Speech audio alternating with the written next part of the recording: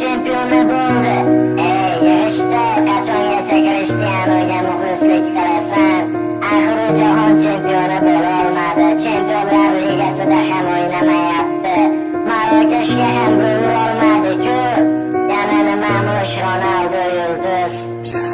Futbolni ermak uchun o'ynamagan Krishtianu, ko'plab yulduzlaring sindi lekin Ronaldo. Balki sen Messiga muxlisdan olmaysan, boshqasini uni qirol deyapti, bo'ldi to'pini sanarsan. Ammo qilgan harakating ketadi bil besamar. Ronaldo bo'lmaganda yulduz bo'larmish Benzema. G'iybatin qilib charchashmadi Portugal o'g'lonini, Messiga fanat deyishar Ronaldoning o'g'lini. Har daqiqa har soniyada to'xtamadi, yugurishdan kibrga bo'lmadi do'st, nochorlarga berdi yordam. Ronaldoni yomon deding, kulganing rost ustidan. Unda nega yaxshiliklarini chiqardingiz?